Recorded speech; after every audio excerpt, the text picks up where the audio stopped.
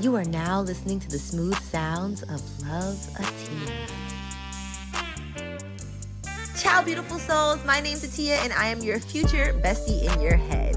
I am a sex-positive animal activist. I grew up in Queens, New York, and was homeschooled/unschooled for about 12 years. I was a virgin until I was 24 and attempted to have a hoe phase for 2 years, which eventually led me to being accidentally/intentionally celibate. And here we are today. My past left me with a lot of wild stories, a lot of lessons, and a hell of a lot of trauma. Thank God for my wicked sense of humor, because God only knows I would have perished by now. With that being said, this is your gentle reminder that the Love Atia experience was created as a safe space for me to reflect and share the lessons that I've learned from past traumas. Shit gets real on this podcast, and topics such as domestic violence, sexual assault, substance abuse, depression, anxiety, and suicide may be referenced. If you are working through feeling triggered by certain topics, this may not be the show for you right now, and that's okay. Healing takes time and isn't linear. I'll be here when you're ready. Now, without further ado, the Love Atia experience is an experience. So get ready for laughs, crazy story times, and life-changing pleasure tips here on the Love Atia Experience podcast.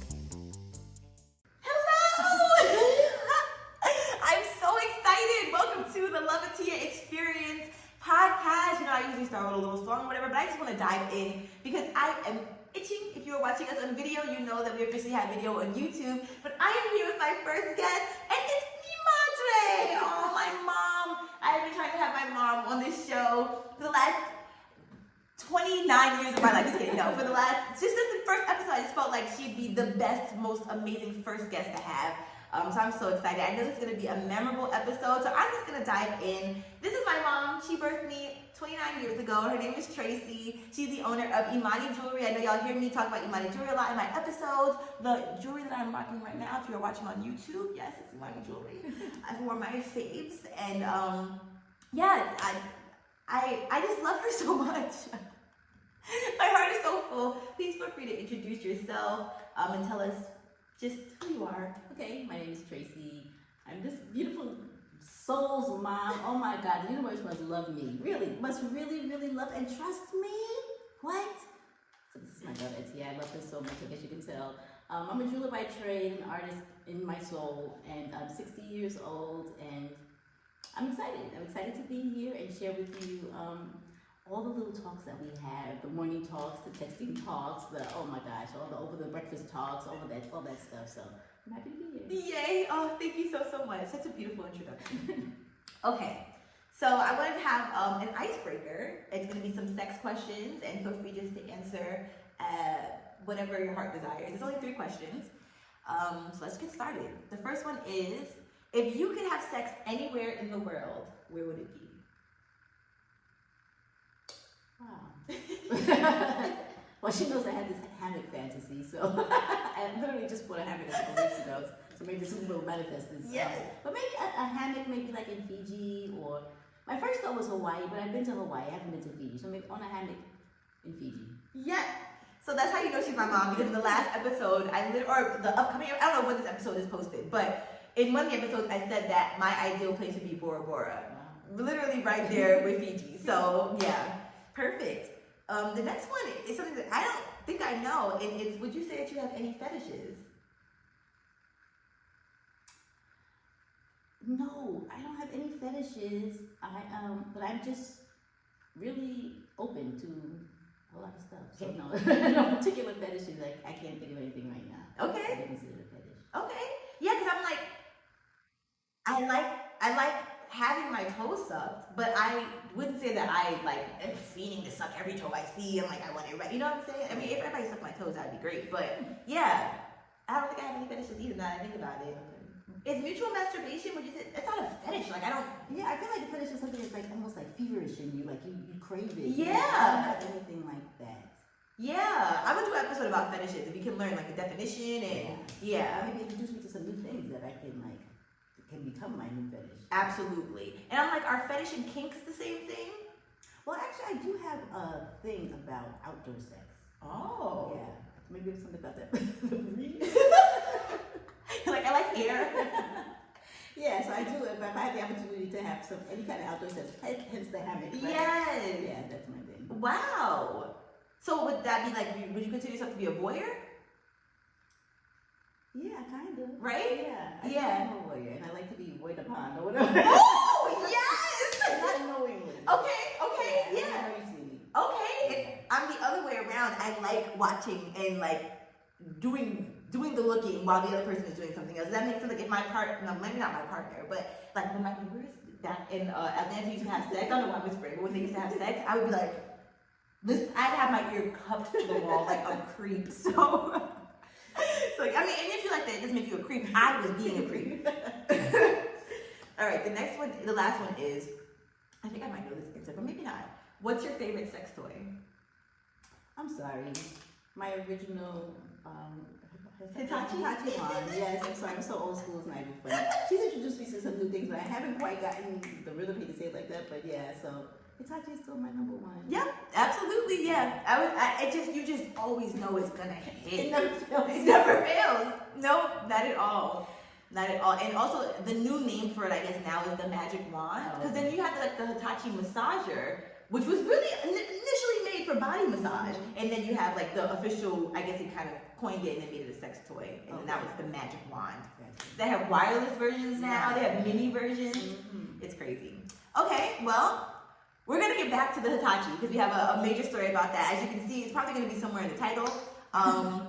But first, I just want to give a little bit of a brief introduction to like your parenting in my childhoodness, because I had a very unique childhood. And a lot of y'all know that I was homeschooled, but I was homeschooled for the first 12 years of my life. Basically, I went to kindergarten and then I was... You did preschool? Preschool. And kindergarten. Yeah, we couldn't get it right. We couldn't find a place that really was helping her at all. Yeah, and I was in like really good private schools, gifted and talented programs. Montessori, yeah. We to put her in a Montessori school that only had one Montessori teacher in the whole school. Montessori teacher in the whole school, yeah. So it was a lot. And then her dad and I were both educators at the time, so we knew how important it was to find the right educational fit for her.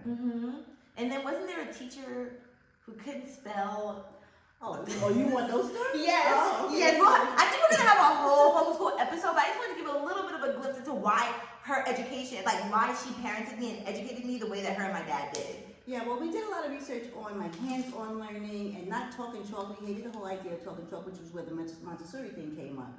And that was cool, but like I said, they were still doing talk and chalk, even though they said it was Montessori. And then when we went and complained to them, there was no recourse or anything. So we said, okay, we'll move it to another program. We found a gifted and talented program. We were so excited. They taught languages, they did music. Oh my God, it was like the best program. And then she had a great teacher from Zaire, yeah, and she had the same name as Tia. It was so beautiful. She loved Tia.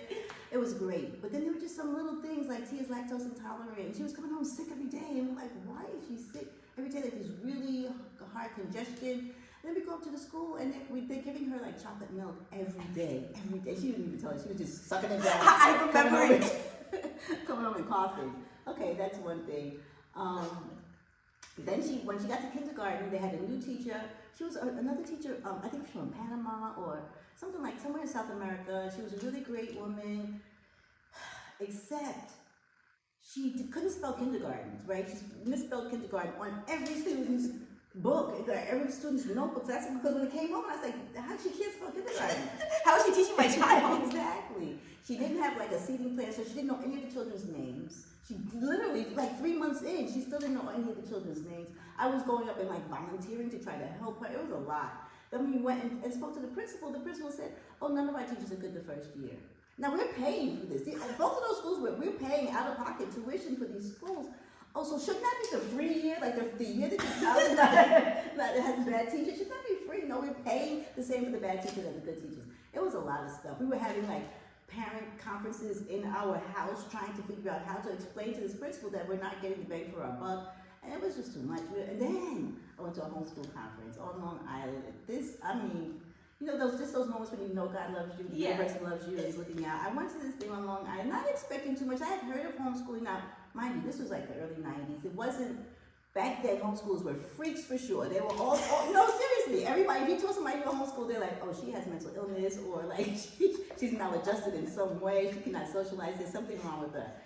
So that was the stigma of the homeschool thing. But the good thing was that the religious groups, right, the Muslims, the Jews, the Christians, all had their own schooling for their children. So the laws around it were really kind of in our favor. Like, they weren't really investigating a lot of how you did your homeschooling. There were certain rules that you had to follow. Once you followed those rules, basically anything else you did was up to you and what you wanted to do with your child. So that was great. Went to this homeschool conference, I met this, and I had listened to the lecturers and all the experts about it, and it was hitting my soul. But I spoke to this one girl. She had to be like 12 years old. And I asked her all the stupid questions. What about prom? And she looked at me like I had two heads. She's like, Prom's mom. We can have a prom if you want one. And I was like, what about graduation? She's like, we have graduations. But it was just her spirit. She was not fazed by anything. She was so peaceful, loving. I could see her self-esteem and confidence. I could see it, as opposed to all the children that I worked with while I was a teacher, where, it's just like, oh my gosh. So that was it. That one child, I can almost see her in my head right now. I can see the room. It's so vivid to me. And that was it. I came home. I told my dad, I was like, okay, but we're going to homeschool her. Like, I can, because he was an educator, so he handled all of the paperwork with the state. And we get to the homeschool thing. I'll tell you the details of that. Okay. And I did most of the actual hands-on stuff. And at first, I tried to recreate school at home, and she rebelled against that. And so we ended up doing more of an unschooling, which is like a learning through life thing. So we'll expound on that once again for a homeschool podcast. Yes, stay tuned. This is I'm telling y'all, me and my mom, we talk every day, have hour-long, I don't even know how to get sometimes, we have hour-long conversations. It'll be like this time, we've been talking since 10 a.m. How are we working? But we figure it out. But we have this so much that we have to share, so many stories and experiences. So we had to talk about moving to Mexico, a lot. But I did want to talk about sex education and homeschooling and how that went about, because I feel like the way that you educated me about sex, it started very early. And as y'all know, I was a virgin until I was 24 years old. So apparently, I don't think that if you shared your virginity with a partner early, something was wrong with you. But it just does seem like I had a healthier relationship with sex, thanks to the education that I had when I was homeschooled. Yeah, thanks to my jacket experiences. It's like, oh, she's not going down that path. Yep. Yeah. I remember when we had, I don't know how old I was. If you remember, let me know. But we had gone to the Discovery bookstore, and you had gotten me this book called How Babies Are Made. And it was literally an illustrated book of these naked parents, and they showed them having sex, and it wasn't in a pornographic way, it was in a very educational way, but I very fully understand. My mom never put the stork comes and drops the baby in the basket. What the fuck is that? Yeah, no fairy tales at all. I wouldn't even let her watch Disney princess stuff, and none of that stuff. No Santa Claus, no nothing where your child 5 years from now is going to know that you lied to them about some imaginary creature. None of that stuff. So yeah, that was very helpful. And we used to have our masturbation mornings. She'd wake up and she'd be like, well, not really masturbation, our sex talk mornings. So she'd be like, oh, I had this dream about so and so, and she'd wake up and tell me about her sex dreams. Over breakfast we'd be talking about this. And I think it's because I didn't have that relationship with my mom. She was of the age where you give your child the pamphlet on when you get your period, or that kind of thing. We didn't really have open sex talks. Anything I found out about my mom's sex life is because I was a nosy child, and I snooped through her drawers while she was at work. So that's how I got my sexual education. I didn't want her to get hers like that. So yeah. Thank you very much for that. I appreciate you. I feel like it definitely changed my life. Somebody commented on one of my posts because they love to judge when a woman is sexually liberated, right? And the thing about it that I want to tell all parents is, you can't protect your child from the trauma that they're gonna endure, right? It's unfortunately already in my life plan. My life plan's already mapped out by the universe, whoever the fuck created this reality. So when I talk about my trauma on social media and stuff, it's actually because I was detached from the information that I feel like I once knew, if that made sense. Let me think. For instance, you put me in a program when I was 13 about STIs and STDs, and it was I did a year-long program, but I think I went back for 2 years. Mm-hmm. But we would literally go every afternoon. It was an after-school program, and they would teach us. We'd watch documentaries about sex and HIV, and just learn all of these different ways that you can contract chlamydia. We learned about oral sex and things of that sort. And it was my peers. Ironically, one of my most promiscuous friends is actually in that class with me. And I remember one day after the class, we had gone to this boy's house, but I stayed downstairs. She went to the staircase to go suck some dick, and I'm like, girl, did you just learn from the thing that we were just in? Like, did you at least do it with a condom or whatever? But anyways, I say all that to say, I feel like my mom and dad putting me in programs like that was really helpful for me in my sex education. But then when I became, say, sexually active at 24, and I started having new partners at 25 after my relationship ended, my self-worth and self-esteem was so low that I didn't keep in mind those things of, oh, you should ask people to get tested and then ask for the results. Like, so I would take the step of asking to get tested, but I wouldn't ask to see proof. So I'd have this liar in my bed, like, oh yeah, I got tested 3 weeks ago. So my point is, to the person who commented the negative stuff about my vision and my experiences of sex now, it has nothing to do, in my mind, with how I was raised. Like, I feel like now the place that I'm in a really healthier spot after the celibacy, I feel like I'm so much more reconnected to the information, and now I'm able to take all of the information that I was taught as a child and be able to teach people who don't have that same relationship with their parents. I just want to say I'm just so grateful for the way that I was raised and for all the information that I was fed and for your transparency, because I just feel like a lot of parents are scared to talk about even just periods. Like, I remember very vividly the period talk that my mom and I had. My mom is secretly psychic, right? And, you know, I don't know if we want the world to know this, but because she literally gave me, we had talked about menstrual cycles before, but she literally showed me how to, like, apply a pad to my underwear and stuff. Like, we talked about tampons. Did we talk about tampons the first time? Probably. But I think I got my period like the week after we had the period talk. Come and say, she was like, okay, now I know. Yeah, literally so in sync. So yeah, I just wanted to thank you, because I feel like the educational aspect. But I guess my question that a lot of people on like TikTok and stuff had is like, how did you know when the right time to talk to me about sex was?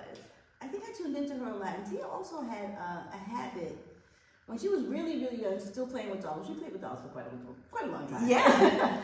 When she was playing with her dolls, whatever she was going through in her mind, she would act out with her dolls. So I got to see a lot of whatever she was struggling with in real life.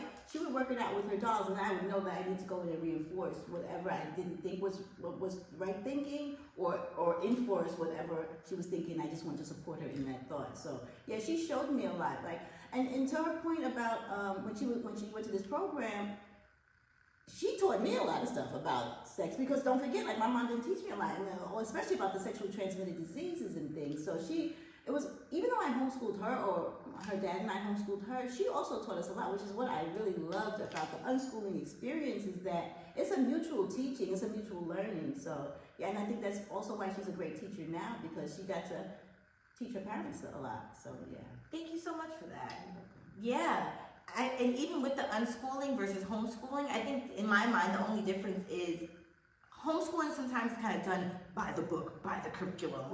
With the curriculum, yeah. And unschooling is basically the opposite of everything you do in school. So it was no standardized testing. No testing, no strict subjects. Because subjects, they interlock and they interweave. So you're learning math while you're learning science. You're learning science while you're learning math. You know, so we tried to weave all those things together and just make it be an experience. It didn't have to be like a subject with a title to it. So I think that was helpful. And we definitely didn't believe in standardized testing, which took a lot of the pressure off of what she had to know by when.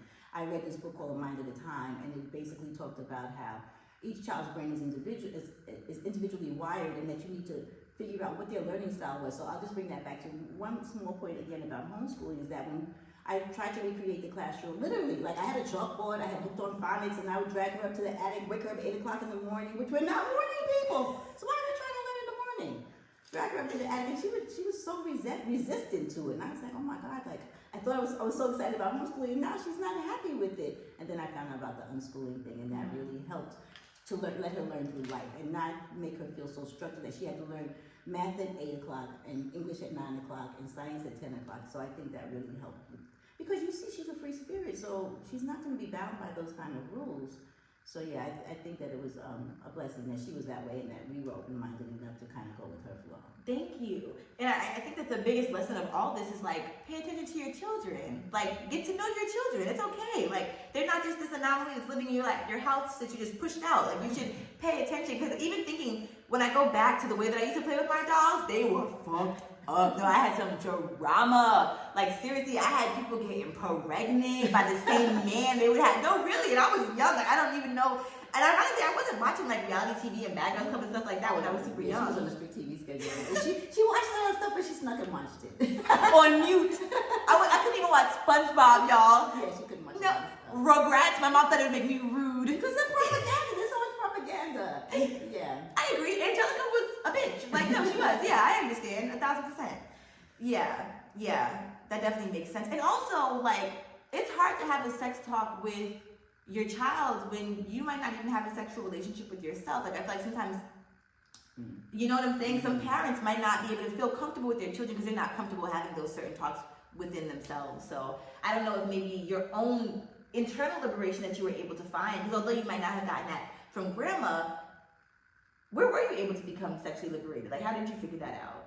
I really have no idea. Wow. I have no idea where that came from because it wasn't really in my community or in my environment at all. But I'm just kind of like a rebel. So maybe it's just the artist in me, the anti-establishment in me, the revolutionary in me, where I didn't feel like I had to necessarily follow the same rules as everybody else. Yeah, especially, and I would watch children. I mean, people raise their kids, and I'd be like, okay, I gotta do the opposite of that. Okay, I don't want to do that. So it was a lot of me seeing what I don't want to do with you. And even when we decided to homeschool you, and people would ask us to homeschool their children as well, because there's homeschooling communities, and I'd be like, no, because I can mess her up. I want to mess up your people too. So it was like an experiment almost. And I felt like, how bad of a parent could I be as long as you ended up with a sense of self, you know what I'm saying? A sense of a T-ness, you know? And I just felt like if we put you in particular boxes, you were not going to be able to explore who you were as an individual soul. So I think I just wanted to give you that freedom. Yeah, I don't know where it came from me. Wow. Maybe my dad, he was a little bit more of a out there kind of guy. Okay. Yeah, so maybe it wasn't so much my mom, but my dad inadvertently gave me permission to do particular things that were not seen as what's expected in normal society. That's very interesting. Yeah. Okay, that's really deep. All right, shout out to Grandpa. Right. And also, I love the fact that you said you were willing to learn from me, because I feel like a lot of parents can have egos. So the child might come home and want to teach their parents something, but they're not even receptive to it. For one, they might just be embarrass themselves, but two, they don't want to act like they didn't know. And it's like, but there's so much new information constantly being unfolded. There's so many things being demystified about sex, and so kudos to you for being open to learning from me as well. Thank you. And me and her dad were in our 30s when we had her, so that was helpful too, that we weren't very, very young parents, you know, but we weren't so old that we couldn't really figure it out. So yeah, that was very helpful. Absolutely. All right, so now say that, what age do you say that I started my sex education at? Like 6, 7? Yeah, it was like elementary school. Yeah. And in my mind, that is so normal. Like, I'm just saying, like, hormones, you know what I'm saying? And it wasn't pornographic. Like, I feel like some people hear that I had sex ed when I was younger, they think like, oh, like porn. No, it was legitimately human anatomy. Like, you know, things like that. Yeah. Learn your body parts, learn respect for your own self and other people, and just all those kinds of things. Yeah, I also remember my mom used to have books from, like, straight from Africa, and they would have women walking around topless in the books and stuff like that, so none of that was made to seem like it was demonized. It wasn't, Yeah, no shame about your body. Yeah, I love that so much. This is so random. This is a really random story, but it just reminded me of my body. Back in the day when I was younger, I don't know if I told y'all this, but I literally, my nipples are just really sensitive, right? So, I'm sorry, go ahead.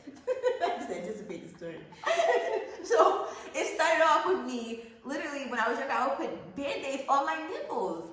And I freed the nipple today, so you them wobbling around. But yeah, I used to literally put Band-Aids on my nipples, and I would wear these training bras that would, like, cut off the circulation. I just refused to feel anything. And then now that I think about it, it's freaking my autism. Sensory overload. Yes. But what about there's a discount store near where we used to live. They had like dollar polyester tank tops. I remember they had these little stripes on them. Those were the only thing that she could wear that she felt comfortable in. So we had like 10, 15 of these shirts, and she would wear them all the time. I hated those shirts. It was like sweaty polyester. She was not even getting any air. They would be so wet. She insisted on wearing them, so. Oh my God, yes, they had the stripes. I remember them so vividly. It was like pink with stripes and like blue stripes. Yeah, like little tiny thin stripes. Like not even rubber. No. Yeah, no. They weren't stylish. I remember the discount store where I used to get them from. Yeah, yes. but I want to wear those just weird. Like I wouldn't put a shirt on over them. That was so it's a tank top, so you can wear it. Nobody knew that for us that it was your undershirt, training bra, whatever. What else do you outgrew them? And then I went back to the training bras again, and I wore those. I want to say for as long as I was an A cup, for real. Like I at least until I was 15. Like I felt like I was at camp wearing those. And then I didn't like underwire when it was time for me to start wearing bras. And then I would wear that. I just had issues. I would do the wireless bra. Yeah, that was my life. And then when I became 16, my life changed forever. Because I walked into my room one day and I saw a vibrator sitting on my bed. And this is the story of how my mom bought me a vibrator at the age of 16. So whenever I post about this, people are always so curious. But I have so many questions. But you can feel free to just tell your story, and if I have questions, I will just fill them in. Okay, so I'm gonna back it up. So I told you that I used to sneak through my mom's stuff, right? Mm-hmm. So women of my generation, you'll probably remember a small book about the size of the old TV guide called Forum, and that was like, you had to ask for it over the counter. It was like a little sex book, but it wasn't like pictures like Playboy or anything, but it was like sex stories, you know? So my mom used to have forums, so I would read her forums, and that's how I found out about things. That's how I found out about sex. My mom's forums, yeah. I can't even think I remember the name. I'm gonna Google this as soon as this is over. But yeah, so I would find those forums. I didn't feel like my mom and dad were separated by that time, so he didn't I missed to see his Playboys or anything from that. So it was just my mom and her forum. I found my mom's vibrator. Yeah, I was like, oh, go, yeah. Oh, mom. Was it a Hitachi too? Yes. And okay. Full disclosure, my mom she's turning over right now as I speak. But I used to wash it off and use that sucker. What? Yes. Why wouldn't I? I would like memorize how she had it positioned, how the cord was wrapped, and I could wrap that cord back and position exactly how I found it. Wait, can I please just interrupt you for just 1 second? So my mom shared this story with me like maybe 2 years ago or 3. I don't even know when she shared this with me. And so I then took it upon myself to confess to her that there was a time, do you remember this, that I was at her house and she had a broken Hitachi. The cord was broken because she was wearing that shit out. Yeah. And so, I figured she's not going to use it again, or maybe she will, who knows. But so I didn't have my vibrator one time, and I don't know what made me, but I put a paper towel over it, and then I did the do. I might even kept my underwear on, and then I washed it off, and then I think shortly after I bought to a new or a new wand. I didn't do new Hitachi, the new wand. Yeah. So guess this is all fucking generational. And if you didn't remember that, then confession again. What a time to bring it up. But yeah, this is what we do apparently. Oh Lord. So my mom also had Cosmopolitan magazine. So I was reading her Cosmo. I wanted to be a grown woman for as long as I can remember. So anything to make me think like a woman, I was down.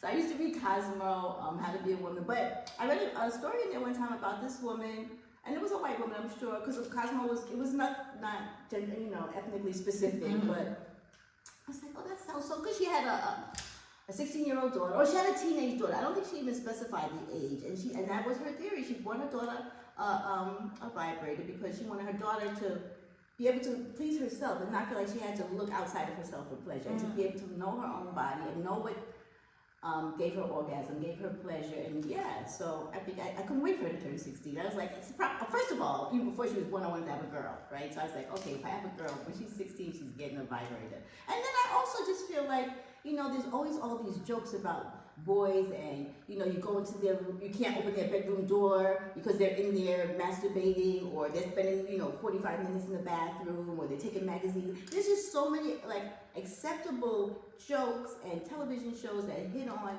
young boys masturbating and pleasuring themselves, and it's okay. But anytime, there's never anything about a girl. I can't recall one scene about a teen or a preteen even girl, because preteen is when it starts. It's not even when you get to teen, when you're sometimes 10, 11, 12 years old, you start getting feelings, or you start discovering your body. You be in the shower, you're like, oh, that feels good, yeah. So I just didn't want her to have to look outside of herself to find pleasure, and for her to just learn to know her own body and know what her pleasure. So yeah, that was my main point. So yeah. I love that. And look at me now. My favorite thing to do is masturbate. I love that so much. Even during the celibacy, we always, not me and you, but the world, there's always this debate like, oh, do you masturbate? Can you masturbate when you're celibate? This, that. Oh, the rule. I'm so sick of rules. Thank you. Literally fuck the rules. I don't give a fuck if it's written in the dictionary as you cannot masturbate. All right, well, somebody made that dictionary up, so I'm making up my own definition too. So yeah, I came home, saw the vibrator sitting on the bed, and I feel like, from what I can remember, one of my first thoughts was like, oh wow, like this is like industrial. Like, this is some real shit. Like, yeah, this isn't a bullet, you know what I'm saying? This is some real shit. But then, like, you know, if you know a Hitachi, you know that shit is not a quiet toy. So it's not, I don't even think I used it for the first like year that I had it. I really don't. Cause you worked from home. I worked from home, that didn't help, yeah. I wasn't dating, so it's not like I was going to somebody else's house, whatever the case may be, and could use it. Like, no, so yeah. I don't even remember the first time I used it, to be honest with you. But I remember once I started, I couldn't stop. It was amazing. I 10 out of 10 recommend that as a gift that you buy your children. And by the way, you already know that you can go to shopsadore.com and use the code LOVEITIA to get 15% off. And it's a black-owned, woman-owned sex toy shop. So do it now. For some woman in your family, it doesn't matter whoever you do it for, they'll be so happy. Yo, if somebody bought me a vibrator, like once again, one of the best gifts besides light that my mom has given me, and besides jewelry, has been the Hitachi wand. Yeah. So if somebody else was to give me a gift, I would say make it be a sex toy. Like, just, you should know me by now. Sex toy and plant medicine. All right. Oh, the other question was why the Hitachi wand? What made you pick that one out of all sex Just toys? because that's what I was familiar with. Yeah. That's why. That makes no sense. other specific reason. Have you ever tried any of the sex toy besides Hitachi? No, the next. I'm trying to think. No, nothing electric. Right? So like I've gone to sex shops and gotten like little fetish toys, like the feathers and they have it's like slip and whistle, no, pig and whistle, no, touch and fizzle, and something like feather on one side and like a whip on the other side. Oh, yeah. And would you do that on yourself, or would you do that on a partner? I've used some of those on myself. Yeah, just for like sensual experiences, you know what I'm saying? Yes. I've always wanted to do like more like erogenous zone kind of pleasure, like give myself foreplay, because I thought no, people just kind of teach you, just get to work. And it's like, no, you have to work yourself up. Absolutely. Just like you do with sex. Yes. Yeah, a lot of people forget about that self foreplay. Absolutely. And then my other question was, how did you know that 16 was the right age? But you said you just kind of, from the book. I probably could have gone before 16 with her, because she was just much more mature and had, she was just so much older than her age. So, and she's just an old soul. But I don't know, I think once I read that article, I just had 16 set in my head, and I just felt like that would just be an acceptable number universally. I don't know, I made up some stuff in my head, so I don't really know why 16 was the number. That's interesting. The other thing was that I separated from her dad when she was 15. So I think maybe I felt like this might be the time, because you know sometimes when girls aren't really close to their dads, it's not that they weren't close, but she wasn't. It was very close proximity. Turmoil, yeah. So I just felt like she needed to be centered in her sexuality, so she wouldn't go out to look for other things as a rebound for that. Yeah. So, I think that's the other reason why 16 hit so well. Yeah, absolutely. No, the age 13 to 16, I was very much so figuring things out at home, in life, with my parents, dating. Like, I was starting to get crushes and stuff like that. Because I remember when I used to ask my dad when I could date, and he would be like 32. And I was like, yeah, okay. I highly regret not waiting to date at 32, because look at me now, taking a break and watch me start dating at freaking 32. You were right, father. You were right. But yeah, just, you know, when there's just tumultuousness and just going through like a separation with your parents, like you do seek out certain things, and I did have just a lot of pent up emotions, so I understand just wanting to that makes sense. Help me, guide me to a way of not seeking that outside of myself. And I think I had witnessed that in other young girls too, where their parents had separated or they weren't close to their dad, and then they would become promiscuous, looking for that kind of love. And so I just maybe the wand will help. Yeah, and like I said earlier, ironically, a majority of my friends were promiscuous, not just sexually active. Like, there's a difference. Like, they were actively like promiscuous, and there's no shame around it, but it was just something totally opposite of me, because I would be the virgin. They were like, wait till you lose your virginity, you're gonna be addicted. I wasn't. They were like, you're gonna do this, that, you're gonna want it all the time. I didn't. Like, yeah, all of these things that they were trying to push into me. So it was nice to be able to form my own relationship with just sexuality as a whole. So I appreciate that. Yeah, thank you. Do you have any tips for parents when it comes to teaching their children about sex, and versus like what boys should be taught, what girls should be taught? So they might be taught the same thing. Do you think that boys should be taught about women's anatomy just as much as men's anatomy? And vice versa. Absolutely. I would just say, like, look for an in. And also, just have a sense of humor. Like, we used to joke about stuff. She would wake up in the morning, she'd be like, I had another dream about, having sex with a girl or being with a girl or having a girlfriend. I'm like, girlfriend, yay! Like, yeah, cheers to you, whatever. Yeah. And so I always kind of kept things light, made things, like, open to her. Like, and I really do absolutely accept whoever she is. So, her dad, too. So I think that was very, very helpful and just like I said, paying attention. I think one of the great gifts of homeschooling is that you get to watch your child grow. I would sit, like, after a few years of homeschooling and just look at her and say to myself, I feel so sorry for all the other parents in the world who are not actually witnessing the growth of their child. Like, I saw all the stages firsthand. So yeah, I think that the fact that if you can just tune into your child, you'll know the age that they're ready. And also, we have, as parents, we have to put our own egos aside. Yeah, we might have to tell some sex stories. We might have to tell some ups and downs of our lives. We might have to let them in on some secrets that we thought we would never tell anybody. We might have to just be transparent because they, first of all, they're smarter than we are. They're intuitive. They know stuff. You know what I'm saying? Even if we're not saying stuff, they know certain things. And so when you open up and you tell them about your experiences or give them permission to share their experiences, it's a whole new world. So yeah, I would say put your own ego aside, put your own generational closed throat chakra-ness. Yeah, because we have a tendency in my generation to want to protect our kids from stuff, or want to have them see us in a particular light. And they want to see us as we truly are. They want to know that we're human beings. They want to know that we make mistakes. They want to know that, oh, maybe I got pregnant by mistake. Or maybe I had an abortion. Whatever your secrets are. Sometimes you don't realize how beneficial it is to share them with your children. I'm not saying you have to share them with your toddlers and your, your little tiny children. But even when you see an opening for them, if they're touching themselves or, you know what I'm saying, or they're touching another child or whatever, those are opportunities for you to give them some guidance and to also let them know that they can come to you with whatever questions they have or whatever feelings they're having. So, yeah, I think that was very helpful to just be free myself and give myself permission to make mistakes. I read this book called The Parents' Tao, right? Parents' Tao Te Ching. And basically, this book tells you as a parent, you can't stop them from making mistakes. You can't shield them from everything because it will not help them grow. Let them make their mistake and then be there for them. And it would say, live your life how you want them to live their life instead of telling them how to live. Freaking live your life like that. You can't tell them how to be one way and you're living another way. You have to show them how to live. So pick up that book. Yeah.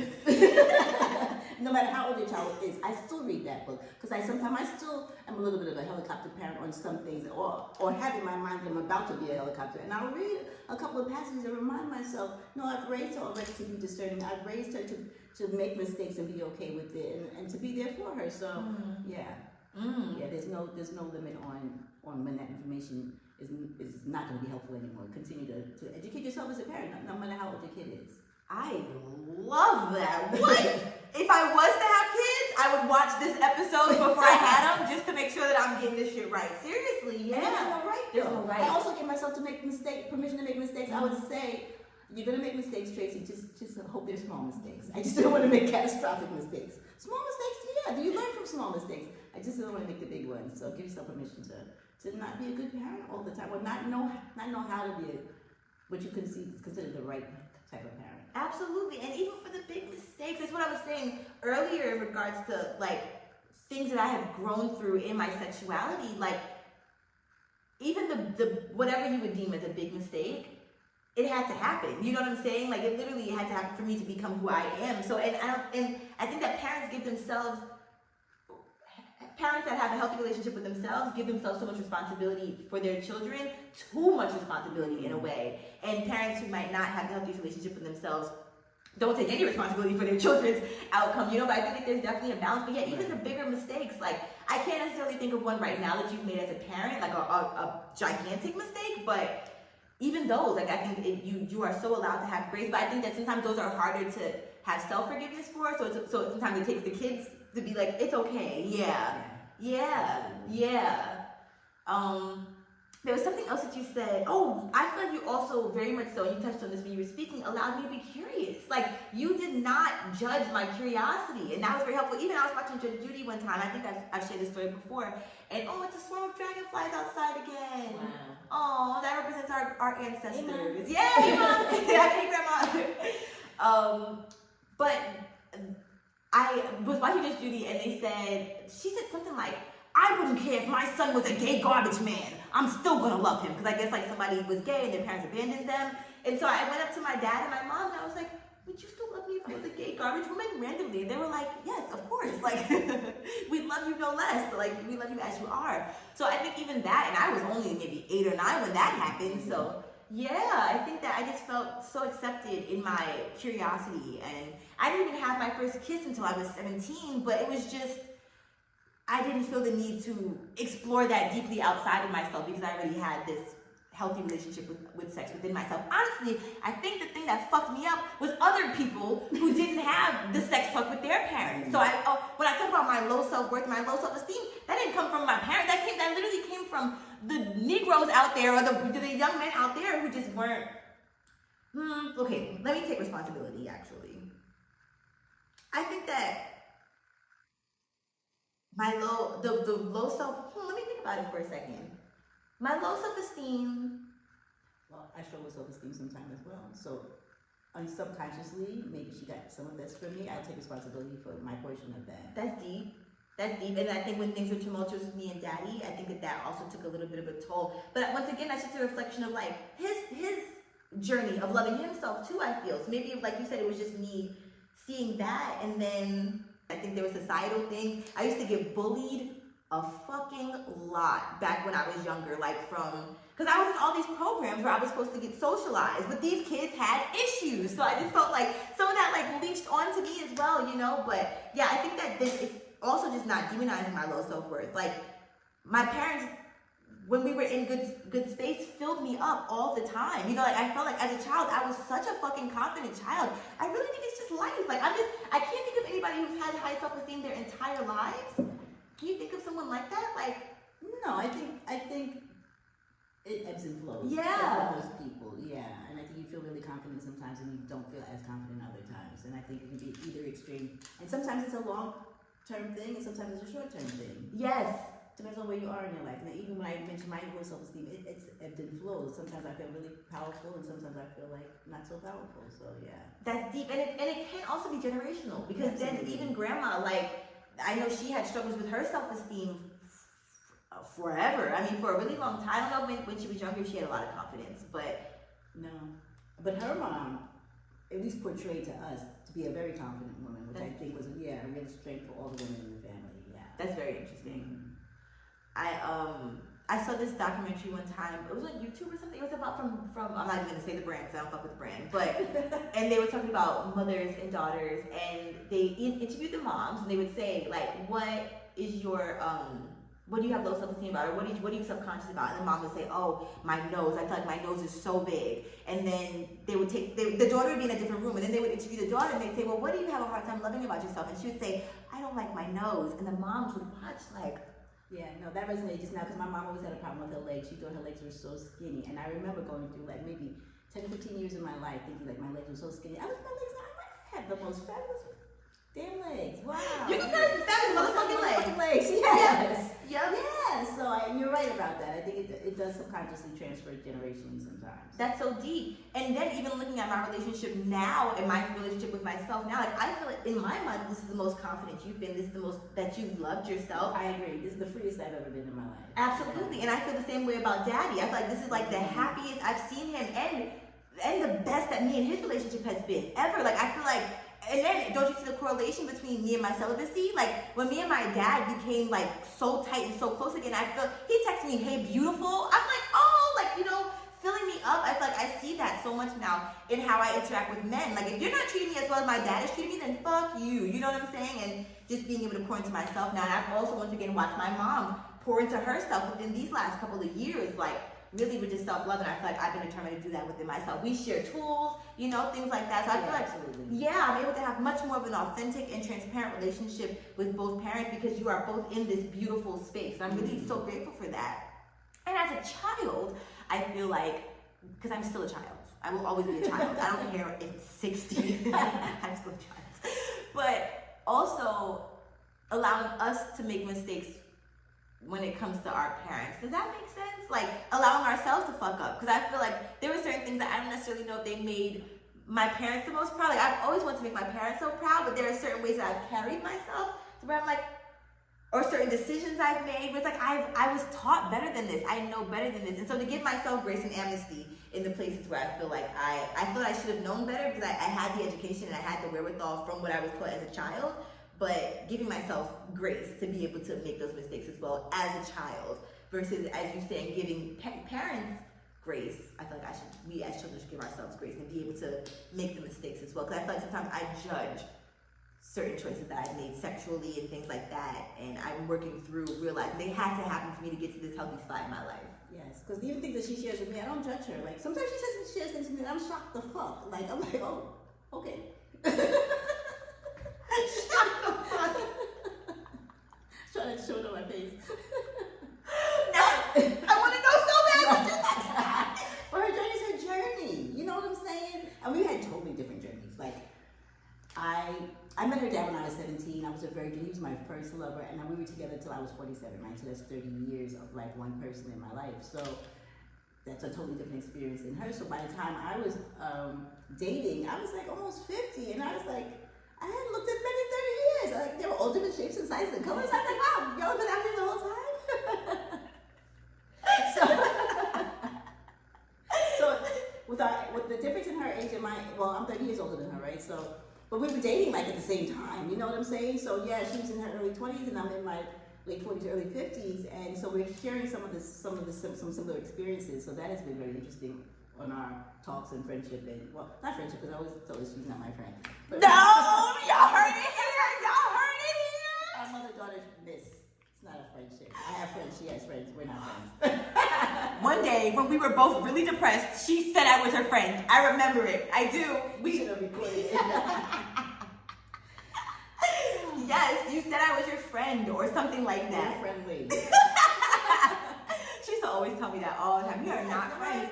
No, I understand. You have to set the boundary or set the. There's a certain level of respect, you know. You're right. I mean, it took a while for me to even be able to curse around you, though. Like I didn't necessarily feel like I cursed around you until 18, 20. Yeah. Until you moved out the house. So I probably moved out the house. Yeah, I don't remember. Yeah. That's deep. All right, so y'all hear that? Don't be fucking friends with your kids, because it's almost like people pleasing, right? Like your kid's not supposed to like you all the time. No, and I had to learn that too. Like I used to put on punishment. I would be so mad at myself. I'm like, oh, the poor girl. Like, but I knew I had to do it because the other extreme is to not be a woman of your word, and I had to reinforce. Like, we have rules and we have boundaries, and you'll suffer the consequences if you don't uphold these. So yeah, that's deep. I'm trying to think back in my head to if me and Daddy had any I'm gonna have my dad on the show as well one day, but if me and Daddy ever had like ask him the same question. Yeah, hell yeah. Yep, definitely. He's not gonna light on him. No. I'll definitely ask the same questions. And I'm trying to think if we've had sex ed talk, or if we've had me and Daddy. Yeah. I also don't understand that it's hard as a man to have those talks with your children. From what I remember, it was more so just dudes ain't shit. You know what I'm saying? He knows what he did as a young guy. Yeah. He would be more like the male point of view. Mm-hmm. Yeah, especially when I first started dating and was sharing certain things with him. And yeah, he'd be able to be like, that guy that's bullshit that he's telling you, or whatever the case may be, when I have crushes and stuff like that. Yeah. But outside of that, I want to ask him, how is it being a man? Do you just leave that up to your wife or your significant other, the woman in your life to teach your daughter, or do you feel like you have to have hands? Did you feel like you needed his hands in that? Or did you feel like you were fine with taking over that portion? Yeah, no, I never felt like I needed him to chime in on those things. Because you both have two different perspectives. From two, you're a woman, he's a man, so it's going to be two different angles. Yeah. Exactly. Yeah. I couldn't imagine him teaching me about masturbation. You know what I'm saying? That. But I guess at the same time, there's no shame around that. If you're a single dad. That's what I was going to say. If I wasn't in the picture, I'm sure he would have stepped up and guided you, or found somebody in the family to guide you, like a sister or something like that. Yeah, that's so true. Yeah. I think it's the gender thing that is the difference. That's very interesting. Because if I had a son, yes, I would have expressed certain things to him, right? But it wouldn't be the same as with you. And so he would have other conversations with your dad, probably.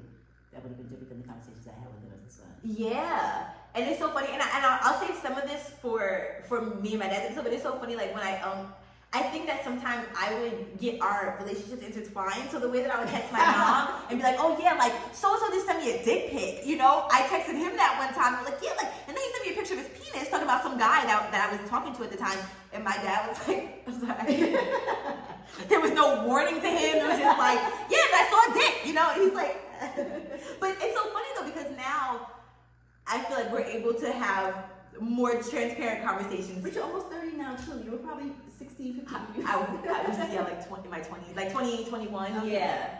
Yeah. and I also, I thought that his problem was that I got the dick pic, and it was, I thought his problem was that I told him, but that wasn't, his problem was that he just felt like, he wished that, he felt like it was so disrespectful that I was sent a dick pic. Mm. Yeah, and he just felt like he thought that my self-worth was higher than that. And I had to talk with him about that in the car one time, about where my low self-worth derived from. And I think that gave him a really deep perspective, like, oh, so I shouldn't judge her because... Right. Plus, dick pics aren't usually solicited. They just, you open your phone, you see one, you're they're just sent to you. Yeah, I do not remember asking for that shit at all. Yeah. Because then you wouldn't have been so alarmed and said to him, oh, I got a dick pic, right? It was because somebody sent it to you and you didn't expect it. Exactly, yeah. I would love to have an episode with the both of you. I was just thinking that. Yeah. I was thinking that too. I was just thinking, oh, what that. Well, first of all, we need a referee. Not because we don't get along, but our versions of stories are so different. They'll start out the same. Then he goes this way, I go that way. We're like, okay, well, we'll just agree to disagree then. You take your version, I take my version. Even on her birth.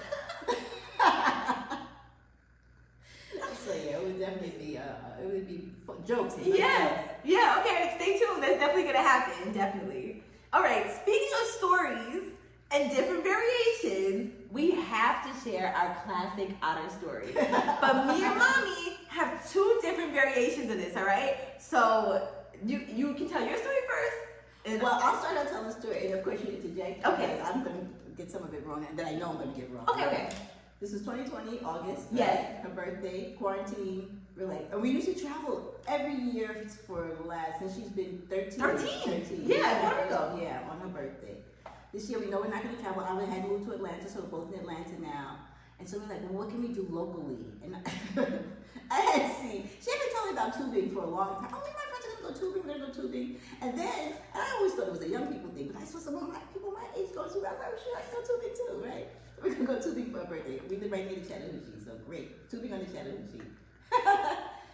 We get up that morning, I packed us a lunch, because it's her birthday, right? So I'm making us like a little picnic lunch, because in my mind, we're literally going to be sitting, because first of all, in my mind, the tube has a bottom. Right. So it's a circle with a bottom, so I'm going to be sitting there, my legs up over there, with my little picnic right here, and I'm going to be like eating and drinking. We're going to be going down together, we're going to have she did research to know we have to tie our tubes together, so we're going to tie our tubes together, so we're going down in tandem. Mm-hmm. I'm so excited. It was a beautiful day and everything. The sun was out. Amazing. All right, we get over there, and everybody's masked up, right? Triple masked. Well, maybe not, because we're in Georgia. Oh yeah, I don't know if people really cared. But I do remember that the people that worked there were masked, because we were asking them questions, and we couldn't understand what the heck they were telling us. So we get the tickets and everything, we ask them where the tubes are. They say, okay, you go over the meadow, through the woods, whatever, to get the tubes. We get down, we get the tubes, and they're tremendous tubes. They are tremendous. We can barely carry them. And once again, they have no bottom. No bottom. Yes! I've been tubing before, I said twice, 3 fingers. I think 3 times in Pennsylvania, somewhere on the rapids, when I used to go with groups. I wouldn't be the organizer though. We would go with the group, so they handled the whole which boat we get. They had boats where you can be 2 in a boat, several in a boat, so I thought we'd have options. Okay. So it started out really janky because we couldn't hear where the people told us to go, so we just started following people that had tubes that were going toward the water. So we followed this couple down to the water. We get down to the water. First of all, I was appalled because they had a beautiful, luxurious yacht tube. Okay. It's a giant catamaran thing. I don't know. It had a bottom in it. First of all, I was just jealous of the bottom because their behinds were not going to be dragging this sludge in the Chattahoochee. So her girlfriend and boyfriend looked like, and they had cup holders. They even had, I'm like, that would have been great for our picnic, right? Yeah, cup holders, like really a luxury tube. So we were watching them. We were watching how they get in the tube, because that was another thing. How are we going to get in the tube, right? So Tia's orchestrating everything. She got her tubes tied together. Mine, you get in first. Okay, so I get in first. Thank you, right? Yes, but can I interrupt you for 1 second? Because you may be thinking, hey, how are y'all gonna paddle? So one of the reasons why we couldn't hear the people when they had the triple masks on, where the question was, like, do you have paddles that we can use to paddle ourselves, right? And she said, you'll use your hands. But we thought we just didn't understand her because of the mask. And we were like, no, there's no way she said that. But when we go to get the tube, no, we use our hands. But mind you, these tubes are, so it's not like our hands are just sinking in the water. No, these tubes are high. Okay, so you get in your tube first. In my tube, and then she gets in her tube, and it's slippery, mucky algae sliding off the edge of the pier type situation, right? I have on white shorts. This is going to come into play later in the story. So we get in our tubes with our asses dragging in the Chattahoochee. So now you have to sit with your behind in the middle of the donut, your legs over, and your back on the back. And so first, as soon as I see all this, I run back and put my cell phone, right? Yes. I put my cell phone back because I'm like, if we lose a cell phone, we can't lose both cell phones. So she keeps hers, of course we need one for pictures. Yeah. She kept hers. I run back, put mine back in the car. I come back, she's taking selfies, of course. Anyway, now we're in the tube, my behind dragging in the Chattahoochee. She gets in hers, and we push off, right? We got our little lunch, like up on our stomach, right? Because in my mind, we're still going to be munching down the Chattahoochee. So we take off. Now, they gave us instructions. They say, okay, you're going to go down. When the Chattahoochee splits, make sure you go to the right, because if you go down a couple of more miles, there'll be somebody down there from our company to pull you in, and you're going to take and get you in the shuttle to come back up, because it's not a two-way river type thing. You just go down the river, and then they shuttle you back up. Okay, so we keep that in mind. And they made it urgent. It wasn't just like, oh, it was like, no, and make sure. Because if you go to the left down there, ain't nobody going to pick you up. You just be in another state, in a little island where the Chattahoochee leaves, but wherever. Alabama or some shit. I don't know. So now, of course, the sad part is we're loading in on the left side, and they want us to get out on the right side, which means at some point we're going to have to like make ourselves go over to the right side of the river. So we're keeping that in mind. With our hand paddles. With our hand paddles and holding our legs. So we really have one hand to paddle. So we're in there, we're strapped in together, we're going down, and we see this like overpass coming up over us, like the highway. Go ahead. Okay, so in my mind, before we saw the overpass, we saw something else. What did we see? Mr. Otter. Yeah, but when you were heading toward yes, okay, yes, right. Go ahead. No, okay. All right. So we're going. So and mommy's like, relax. Look at the birds. Yes, like look back and see the sky. Because that's in my mind, right? I think that we're having a picnic on a floating river. Okay. So I used to want to be a marine biologist. So I'm literally like looking around because now I'm hyper paranoid because I'm thinking about all the things that can be in this river. Because I didn't think about this beforehand, right? So I'm like, okay. The Chattahoochee, like, I don't know, I was just already paranoid. I didn't expect my ass to be in the water, so I was already jacked up. So the fact that mommy was able to relax, I tried, right? But then something said, like, look. So then I look, why do I see a brown back of something, like, I'm like, wait, before that, isn't that where we saw the pole coming up out? Or that this is where we differentiate the story. So tell your story, then I'll jump in and tell my version. Okay, so in my mind, I look over, I see a brown back, and the first thought is that a dog? And I'm like, well, a dog wouldn't dive in the water like that. And it was big enough to be like a hot dog, like one of those skinny brown dogs. Dachshund, yes. And then, so I told mommy, I'm like, no, mommy, it was something, I didn't identify what it was initially. I think eventually, somehow I thought it was an otter. I don't know what, maybe it was the way that it went in. I don't know. I used to love otters. I used to want to hold their hands. So, by the way, if you ever see an otter exhibit where they let you hold their hands, don't. It's cruel. Don't even go to a place where there are otter exhibits. But when I tell her, why do we then start, like the current starts drifting us over to where the fucking otter just came from? The whole time, ever since we got in, the current kept us almost up against the bank, going down like right, almost skirting the edge of the river. So we knew we had to get over to the right, so we're just dealing with this current for now. Okay, so she sees the otter. And then, so we start drifting over, and then we end up in where the otter was headed. In what I think is the territory. Like, there's probably a den somewhere around here. Now, mind you, as soon as she sees the otter, she starts, like, raising up out of her tube a little bit. I'm like, no, you have to, like, kind of stay in the tube. Yeah, no, I literally was like... So she got her legs, like, kind of up on the tube. And then, in my mind, right now, I'm switching back over to my version, we start going down, and she's like, there's something coming up out of the water. It's like a steel pipe. And she's like, on my side. She's like, wow, watch it. So I like duck around this pipe. If I had done that, like a steel pipe would literally just hit me in the head, literally. Just hit me in the head. So you get away from the steel pipe, but the current is now still pushing us over to the side. She's still outer risen, like halfway up out of her thing, and we're trying to paddle over a little bit to get to the left because we're pushing up against the bank. I see another big wooden stick coming up out of the water. So I grab the wooden stick, right, and this in my mind is my paddle now. So I'm trying to push it, my little self, I barely weigh over 100 pounds, push us off the side of the Chattahoochee because we still need to get to the left, and we still don't need to be in otter territory because in my mind, if we get her away from the otter territory, maybe she'll relax a little bit.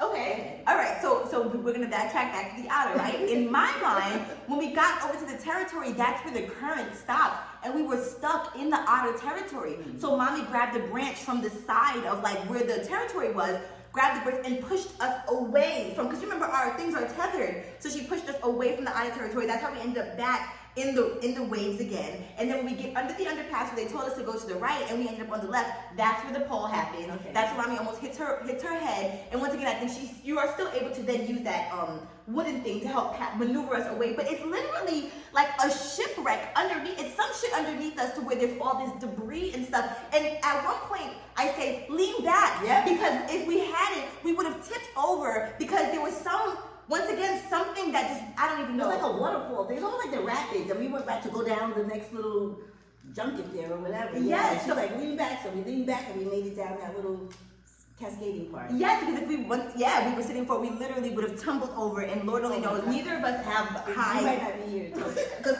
I can't swim, and she can swim a little bit. Yeah, we didn't have did we have life vests on?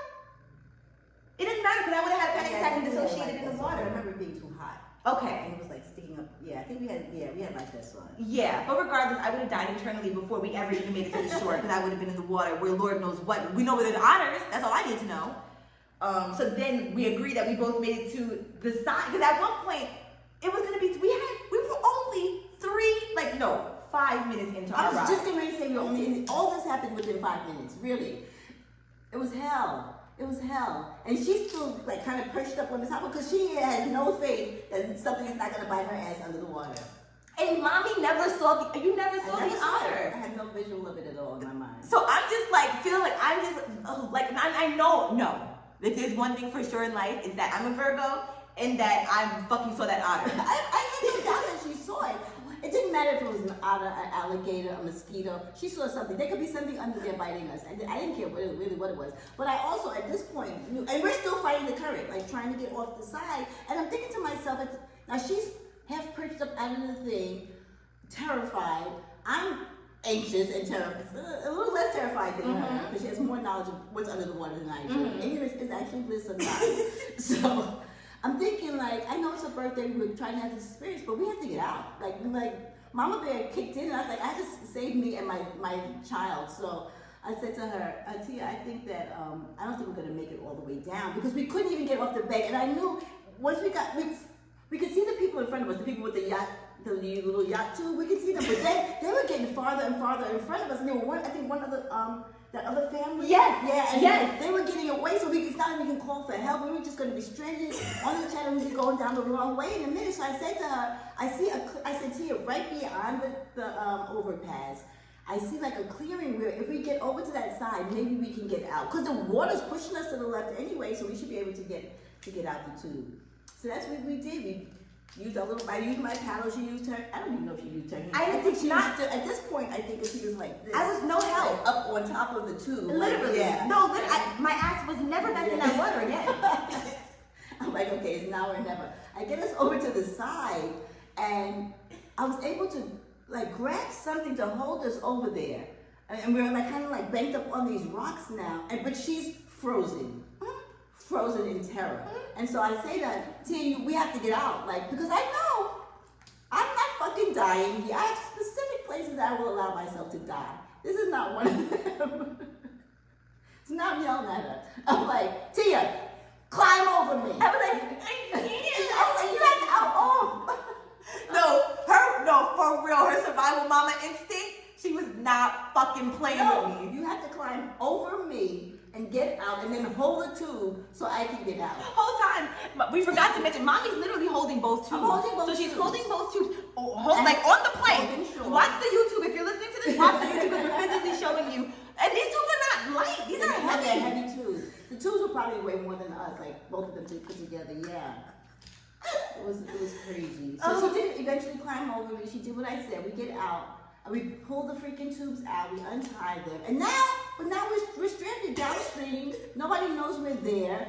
So we go all the way up the embankment, and we're like behind the highway, because that was the highway, that was the overpass over us. And we see we're in the woods. In the woods, but right behind the woods, we can see like a parking lot of a retail establishment. But we didn't see that initially. I thought we had just seen woods initially. No, you're right. Okay. We were thinking like, do we have to walk along the highway? We're trying to calculate exactly how far have we come down the Chattahoochee compared to, because the car is back there, the phone. We have to take the tubes that we have to get. It's not like we can just go home. We have tubes with us.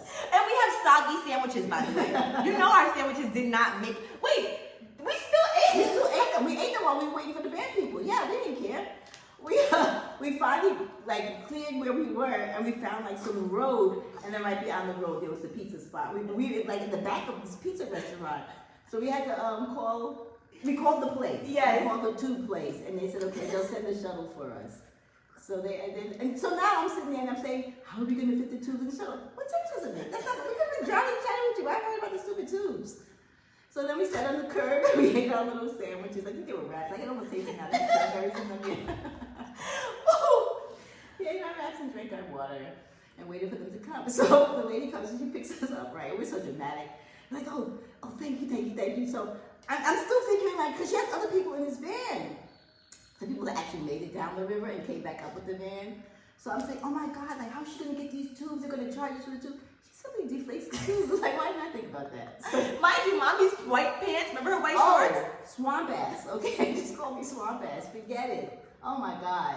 And then I did wear white shorts. I was so excited. I was ready for her birthday. We get the tube, and we're wet. Like we have wet, soggy behinds. We get in the thing, and so the lady takes us back to the place, and she's letting us off. So I'm trying to give her a tip, right? Because I'm so fucking. I don't know how I had money on me. I'm trying to give her a tip because I'm so grateful. She's like, no, take the thumb, no. I say, no. You rescued us. You saved us. I'm like, no, you gave these other people right. No, I was like so dramatic. So yeah. And we were like not the rejects, but like we were like the failed, like you know, like we on the thing, like black people are not good on word. I'm trying to show everybody there's only white people in the van. So then, wait, no. To me, this is the funniest part of the story. I don't know if you know too much about it here, but she will get a refund for something that gets fucked up. So she says, well, I'm getting a refund for this. I'm saying myself a refund. We use the tubes. Like, how you get a refund? It's not their fault we can't navigate the Chattahoochee. It is. I'm like, so I said to you, I don't think they're going to give you a refund. No, I'm going to get a refund. And then when I realized all my life, when she gets determined, like, I just shut up and say, 9 times out of 10, she gets what she says she's going to get. Sure enough. I got that motherfucking refund. Yeah. You know what the most fucked up part is? This is all crazy. But I remember thinking when I said like, how long is the ride to go down the path? And they said 15 minutes. And I was like, that's not long enough. That's not even a long time. It's not even worth the money that we're being paid. 5 minutes in, we could not, mommy was like, I can't imagine another fucking whatever. I can't imagine another minute in this river. Yes, because once we passed that little outlet, there was no place else. It was just forest and trees. We were not going to be able to rescue ourselves anymore. No, thank you for saving my life. Our lives. No, yeah, our lives. And then why do I think I had the nerve, like as I was getting out of the tube, like as you were saving my life, to be like, look, dragonflies. Like I really remember there being 2 dragonflies or some dragonflies around us, and then I felt like that was still our spirit animal. Like that was our ancestors saying, hey, get the fuck out. Yes. So yeah, no, mommy was literally superwoman per usual, but she was like Hulk and Superwoman at the same time that day. 2 tubes, yeah, and a grown daughter being pulled out of the river. And then when I got home and Googled, like, are there otters in the Chattahoochee? Because I still in that time didn't know what I saw. I wasn't really sure. So when I Googled it and they said yes, there are otters, there are river otters. They said they're harmless unless you're in their territory. We were in their territory. Especially while in their nests or where their youngsters are or whatever. Yes, literally. And then, like, maybe 3 or 4 weeks ago, I saw the story about a rabid otter who this poor old man was taking pictures. Oh no, he was feeding the ducks in his backyard. And next thing you know, he sees this otter and it literally attacked him. I think they said it bit him 73 times. I'm like, how did it even get? I can only imagine. So, Yeah, we weren't seeing PB&J otter. Who knows what we saw? I mean, you know, respect all animals, but stay out of their territory. Stay out of their territory, for real, for real. So that is the infamous freaking otter story of Atia and Tracy. Thank you so much. We didn't differ that much in our story. No, it's just that one little part underneath the overpass. It's just how did you get the wooden thing in the over? Exactly. Yep. Okay. The next random thing. This has nothing to do with otters that I wanted to ask you about was you had an epiphany recently about just about touch. And like self-touch, touching your body. And I've been talking a lot on this podcast about sensate touch. So I just wanted to know if you mind sharing. It doesn't have to be super expensive, whatever you want, but just your epiphany about touch for older women and I think part of this came about because my mom had dementia in her. Well, my mom just got older and she was not interacting with people as much, and so we started having a massage therapist come to her house every once in a while. And she just loved the massage. And I always just thought to myself, you know, as people get older, even in nursing homes or older people living by themselves, and it's not the hugging, you know, you get up in the morning, you hug your kids or you hug your spouse or you hug your partner or whatever. It's just not as much touching. You don't get touched as much unless you, and I think also that's why lots of older people go to the doctor. That's when you get touched, you know? Yeah. So those things made me think about just like touching, and even that it's not masturbating, just like skin to skin, your own skin, touching your own skin in different intensities, you know, light touch, a hard touch, a rub, a scrub, tingling, you know, just different things, just different body sensations, and touching on yourself. Even also when I lotion myself in the mornings, I was like, that's another way of just like touching yourself and just having human, I don't want to say human to human, but self-contact. Yeah, that is just very soothing. So I just was mentioning to Atia that I think it's just a good practice for humans, especially if you live by yourself or you're kind of a loner or an introvert, believe it or not, I'm an introvert, to just touch yourself sometime. Even if you just give yourself a head massage or whatever, but I just think having your body touched, I think just activates so many healing hormones or healing properties in your body. So I just shared that with her because I've just been trying it myself. Just, you know, randomly when it hits me. Yeah, no, thank you for that. Seriously, I crave intimacy all the time, so that really definitely resonated with me. It was very helpful. And even I think I talked about it on TikTok at one point, and that was very helpful as well. So yeah. Thank you. And I also wanted to know if you had any words of advice to women maybe in their 60s about their sexuality or about your journey, or to parents, anything really, any just thoughts that you had in regards to sex, sexuality, intimacy. I guess it's just like I feel about anything in life. Like, stop following the rules. Stop listening to what people say and do what feels good to you. You know, so many times we just get stuck, whether it's religious doctrines that kind of stick us in a particular bubble, or whether it's societal things, what people expect of us based on our profession or our so-called status in life or whatever. But I'm just saying, life is so short. It really is. It's like the blink of an eye. Nobody's going to remember what the hell you did 100 years from now, 50 years from now. So what is the point? Like, do what you want to do. It's now or never. I mean, for me, I'm 60, so you know, I'm going down the other side of the hill. I dare somebody to judge me. You know what I'm saying? What? Judge me, then what? Now I'm judged. So yeah, stop caring what people think about you so much. I think that's just kind of like my message. And the older I get, the less I care. So yeah, that's my thing. And just stop following the rules. Yeah, I love that.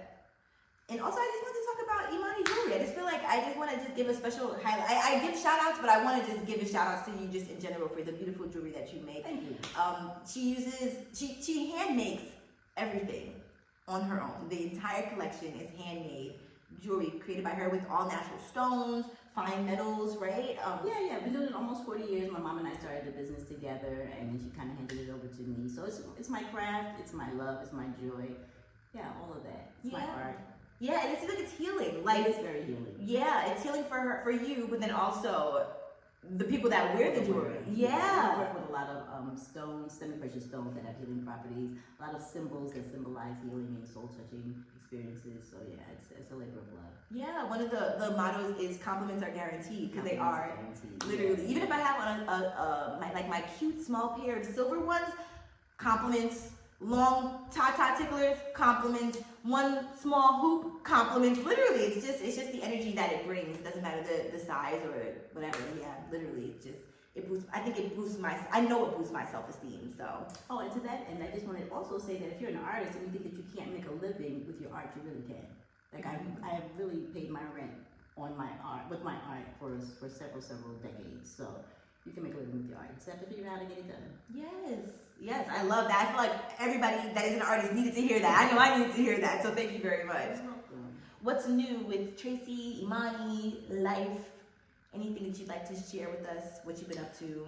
Yeah, and I also want to touch on therapy. We didn't talk about therapy. Oh, yeah, let's talk about therapy shit. Yeah, but I've been in and out of therapy, I don't know, for a couple of decades now. Tia's been in and out of therapy for since she was a teenager, and so I just want to say to people, women specifically, because I know we're more likely to go, but men as well. Yeah, try it. Like, and also, oh my gosh, there's so many different kinds of therapy. We always think that we see the picture of somebody sitting on the couch and the therapist is there with the notebook. No, that's not it at all. There's parts therapy. There's what is that called? Hypnosis. There's a bunch of different modalities that therapists use now. You don't even have to be in the same room with them. So yeah, I think, and it doesn't have to be an ongoing thing. You might just need a boost, you know. It can just be a couple of months or just an uplifting of your spirit to contact somebody and have them be able to share with somebody whatever you're going through. So yeah, therapy has helped us both a lot. And even like with our relationship, when we first moved here, she had a therapist and I had a therapist when we were in Atlanta, and then she kind of graduated me, I think prematurely. When we got here, Tia was still actively in therapy and I wasn't. She was trying to be so nice and say like, "Why have you found a therapist yet? Found one yet? Have you found one yet?" Make sure you're that therapist. So I knew I needed one, and I had been looking. So finally, I reached out to one of my very first therapists, and I'm in therapy with her again now. So I encourage people to get a tune-up every now and then, because sometimes when you just spiral out and you don't know why, you just need somebody to help level you up again. So I just highly recommend therapy. Yes. Yeah. And sometimes when you're in therapy and the people in your circle are in therapy, what? And you get to share, like, even when she was in therapy and I wasn't, I couldn't wait for her to have a session. Like, you know me, Larry? I'm like, what? Tell me, I want to do it too. So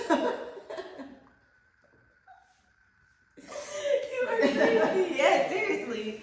I think therapy is very helpful. At least it's helped us a lot. I think I've seen it help other people. So Yes. but investigate what kind of therapy you need. You might want to do art therapy or music therapy.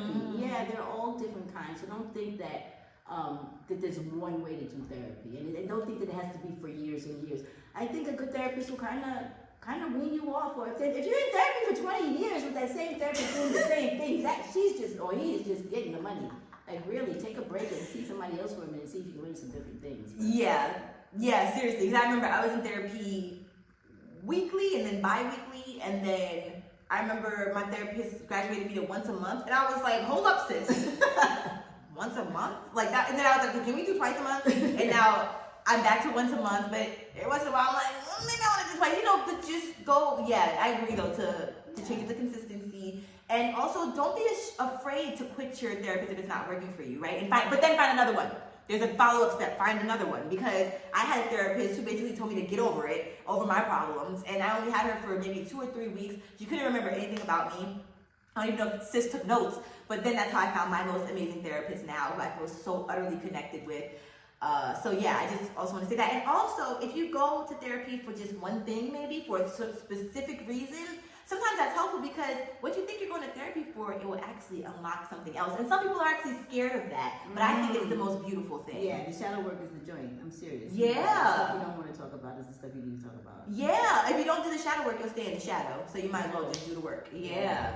And it's not easy. Anybody said it was easy, but I just love the feeling. And I remember a former therapist when I was 15, I think, she told me the days that you don't want to go to therapy and the days that you don't want to do the work are the days that you need to go to therapy the most, and the days you need to do the most work. So that always rung true to me, and I would push myself to go. And Mommy would definitely push me as well. And shout outs to you for putting me in therapy when I was 15. Like, she put me in everything. I was in Don't Give It Away with the Yeah. And that was very helpful for me as well, to unlock a lot of, first of all, to form a sisterhood, and then to just unlock a lot of the things that I didn't even realize I needed to work through. And then that led to me going to therapy, and that was so helpful. I feel like all children that age need therapy, but I don't. Absolutely. Yeah. I would love to have therapy at that age. Right? I don't know of a child who hasn't had any type of emotional turmoil between like 13 and 17. Those years are fucking rough. Yeah. Life be lifing. Yeah. And social shit. And yeah, it's a lot. So I highly recommend that. I thank you because I think that was definitely a life changer for me. Thank you. That's it for my outline. That's it. So we could be free flowing and chill. I did just have one more thing. This is my first time officially, by the way, doing an outline. Like, I'm very proud of myself. Yeah. Thank you. I've been making up shit as I go. Okay. I'm trying to think if I had any more questions or can remember any more questions that people had for you, like as a parent. Well, I know I got my back. I read one of her comments where she put something on social media about how you had given her a vibrator. So I was like, well, I don't know what kind of mother you have giving you a vibrator at 16. You know, my blood just rose. I didn't even comment though, because I was like, I'm just going to go. I want to fuck up my whole social media status. I'll wait till the podcast. But yeah, for people that feel like that, I feel bad for them because you really depriving yourself and your child of a unique kind of relationship where you can speak openly. And you might not want to give your child a vibrator. Maybe that's not your thing. Okay, but you can still talk about self-pleasure and getting to know your body physically. Yeah. Yeah. It doesn't have to be a vibrator, but I think you should still have those open conversations and have your children feel like they can come to you with some things. Yeah, I saw the comment as well. Y'all, first of all, the comments on the Love It Tia Experience podcast page, not the Love It Tia page, but like the podcast page, people are like, yo, I'm a whore, I this, that, and all this. Oh, you're a whore? I'm a whore. Oh, I'm a whore, and I let somebody run a train on me. Allegedly. Yeah, allegedly I'm a whore. The 24-year-old virgin was a whore. Think that's not having sex, that has had sex with, I fucking wish! Manifest that shit onto me. Well, either of us are doing we'd have a totally different life. Exactly. My next life, I'm coming back as a whore. Period. Pussy popped daily. All right. I'm hoping that the platform can help destigmatize these words. Like Amber Rose tried to have like the slut walk. The people would call her a slut. So fucking what? Let me be a slut. What now? What? I feel like you about the judgment. I'm judged. No. Now what? So yeah, I've had to actively either not look at the comments or now I have to stop commenting back because I give them too much time. Yeah. Yeah, I give them too much time. I do. I fully do. I try to do paragraphs, but sometimes I just have to. Yeah. And because sometimes people just come and just spew such negativity, and it's like I didn't need you to know how stupid you look by putting that on my page and like taking the time out to write this. But I love that I just learned from you because I thought you were gonna say to the person who said that, "Fuck you, eat my ass." But instead, what you said is, "I feel bad for you. You told me passion." And I just think that just shows how beautiful of a person you are. I said that dumb thing first. And that's okay. You're probably not your own number. But yeah, I wish that there wasn't such a judgment when I tell people that you bought me this vibrator. I also wonder if people think that like you sat in the room with me and like watched me hold the vibrator. Like it wasn't that. Like we have a very beautiful and healthy relationship to where people add this like creepiness regarding it, and it's like no. And I think it's beautiful to be able to speak about anything under the sun with my mom. I've never felt like there was anything that was off limits that I couldn't talk to you about, or anything that I was curious about that I couldn't ask you about, even to this grown ass age. Like, all right, y'all, sorry, I had to take a pause because I had some white shit on my lip. It's not what you think it is. Wait, we planned that out before we started it again. And then I stuttered. Forgot what I was supposed to say. It was when she first said that, she said, I don't know, tell me I had some white shit on my lip, but I said, yeah, but it's not what that's not what it usually is. And then when I got to say it, it fucked it up, so. It's okay. We don't rehearse shit, because I get it wrong. Exactly. I don't know why I don't just record us all the time, and then you know? It's okay. So I just want to conclude this episode by just thanking you so much for being here, for being my very first guest, and really more so for being my mom. Like really, even this episode and just listening to your stories, I got even more insight, and I'm just so grateful. And I know that not everybody gets to have this experience, but I'm hoping that after this episode, even if your child is in their 30s, you can have a catch-up conversation with them. Yeah, it's never too late. There's still things that I would have wished I would have had conversations with my mom. Even at 60, like I was like, oh God, I should have said that before she passed. You know, I should have asked her this before she passed. So yeah. It's never too late to have these conversations. Even if one of the parties is a little shy or timid, what do you have to lose? You know, try it. Try opening up a conversation. Even for the young people, if you think your parents are a little shy about certain things, pose it to them anyway. Most they can do is blush and not communicate with you. But you never know. You might be the one to open up that conversation for them or give them permission to to express certain things to you. So yeah, it goes for the children as well. Absolutely. I fully agree. And even if you're shy about verbalizing something, like when I first got my period, I wrote, I got my, and then put a little dot. I think I might even put P-dog. Like, I don't know why I made a P-dot. I don't know, but I put a dot so that she knew, and I handed it to her because I was so shy to be able to tell. Even though we've had several talks about this, like I said, we had just talked about it that week, but I don't know, I was still so shy. So yeah, and then she was like, okay, yeah, great, beautiful. And then we talked about it again and called it a day. So just know that there are other ways that you can talk to your parents about it or talk to your guardians about sex. And yeah, don't rely on porn. Porn is not the answer of education. No, there are other ways to learn about sexuality outside of that. So just know that. And also, if y'all have any questions or if y'all want to know anything else from us in regards to our relationship, regards to having conversations about sex with your parents or vice versa, your parents having that talk with us as kids, if you are a parent and you have a specific question about how to bring something up or whatever the case may be, feel free to comment that probably under a video, under a post. Email me. Actually, send me an email specifically if you really want it to be seen, because like I said, I don't look at all my comments. But if you email me at theloveatiaexperience@gmail.com, then we will be able to answer them on the next episode that my mom is featured on. So yeah, stay tuned for that. But make sure you get your questions in, and don't be shy. Really, we are very open and loving. So yeah, and I also want to give a shout out to Imani Jewelry, because we talk so much about Imani Jewelry, but I want to give a shout out to the website. If you'd like to shop, it's imanijewelry.com. So be sure to adorn yourself with their lovely love-filled pieces. I love every piece that I have, and you'll be seeing them on each and every episode. So stay tuned. Thank you. And I think she has a coupon code. She'll put that in the comments as well. Yes. So Yep. you get a percentage off your purchase. Yep. So check the description, and you will be able to see.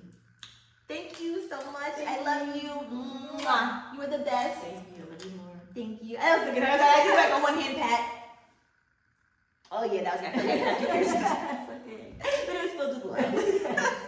Thank you so much again. Thank you for being you. Because you're you. And I love y'all so much. We love you so much. Thank you for listening. And yeah, I don't know, is there anything? Oh, and feel free to sign up for loveatia.com/sign up. It's a free pleasure positive email that I send out once a month. I'm not going to spam you, but I just added some new songs to my pleasure positive playlist. So be sure to check that out as well. Love you so much. Love y'all. That's those bitches.